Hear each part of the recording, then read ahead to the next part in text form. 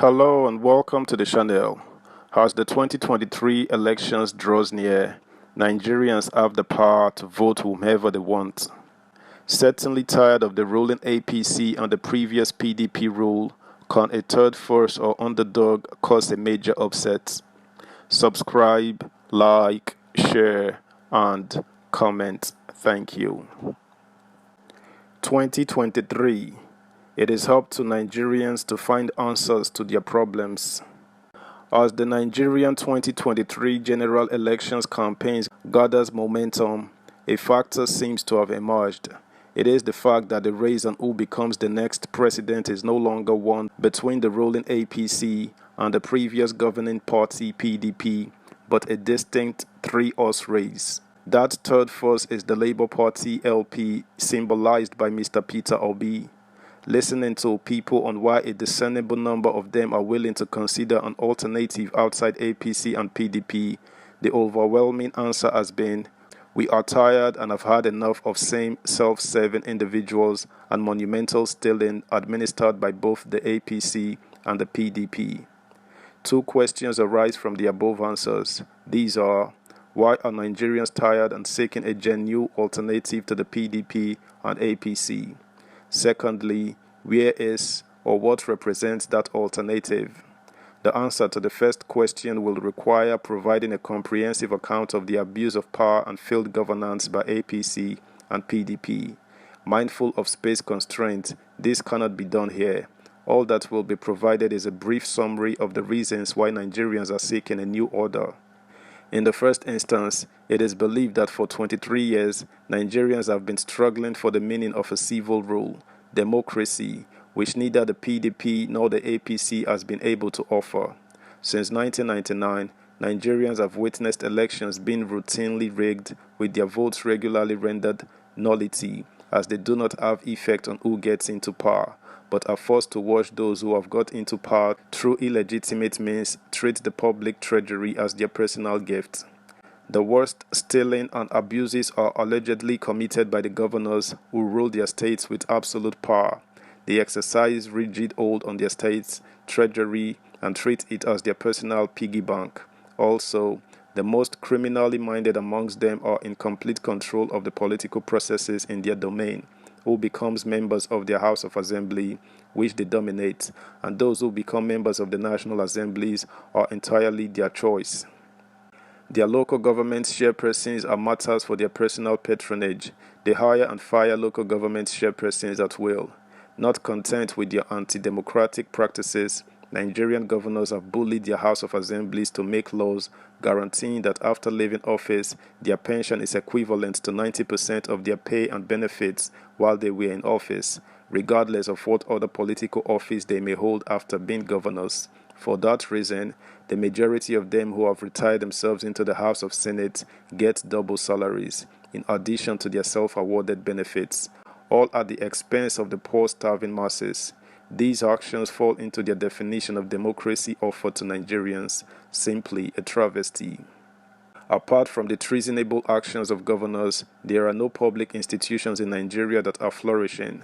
The public educational system is all but collapsed. Primary and secondary education has been completely outsourced to private individuals. As a consequence, the country has the highest number of out-of-school children in the world. There is no willingness by the various governments to enroll children and improve the standard of education in the country. Public universities, of which most of those in power were beneficiaries of, are perennially closing down with strikes. Until 2 months ago and in peacetime, the public universities were closed for 9 consecutive months, with the government not in any hurry to reopen the schools, but happy in creating the opportunities for idle young people to engage in criminal behaviors. Economically, the country has been lying flat on its back for years. The feeble attempts of using economic jargons and false statistics by the government to minimize the harsh economic conditions in the country continues to fail in hiding the realities of lives for the ordinary people. The tragedy about poverty in Nigeria is that it is a deliberate state policy. The reasons for mindless stealing of public money by political actors, aside from avarice, is to subject Nigerians to rent-seeking and begging for survival. Insecurity of lives and properties are threatening to unravel the society. Nigerians are living in daily fear of falling victims to kidnappers, armed robbers, hired assassins, and deranged characters called ritual murderers. Back to the question of where or what might be the alternative to the rotten politics of the PDP and APC in the last 23 years. The answer lies in the 2023 general elections.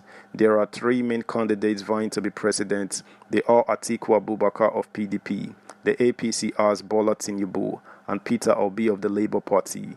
Amongst the three, it is Obi's candidacy that is eliciting the most enthusiasm among the youths who are the largest demography in the country. The other two candidates, apart from the stigma of representing parties that have done very little to improve the general living conditions of Nigerians, are smeared with innuendos and whispers of being involved in grand corruption. Their first audition for power had gained notoriety for being outrageous, although it succeeded in revealing their deeply troubling personalities. Tinubu's interest in power, he said, "It is my turn to rule over Nigerians," a narcissistic trait that should concern any right-thinking person. Atiku, on his part, has been stoking religious and tribal sentiments, which he posits that eminently qualifies him to be the president of Nigeria. While the candidates of the APC and PDP are motivated by personal ambition and primordial sentiments, both of which have been largely responsible for Nigeria's woes, Obi has been connecting with the ordinary people with his simplistic but sublime messages. First, unlike the other two, Obi is not operating under the cloud of corruption. Second, he said that he is not obsessed in being a president, but in offering Nigerians the opportunity to take back their country, meaning that Nigerians must liberate themselves by deciding and insisting to be truly involved in their governance. An unimpeachable proposition. Even foreigners with slight interest in the country know that through sham elections the country has been outsourced to criminals and murderers, or what Nigerians call agberos. Third, Obi says that he is not corrupt and has invited Nigerians with evidence to the contrary to show up, thus posing a moral dilemma for his fellow presidential candidates who would not dare say that. Obi has provided the incontrovertible fact of the billions of naira, millions of pounds and dollars he left for his successor as governor of Anambra State, a record that his fellow contenders have no equivalent of.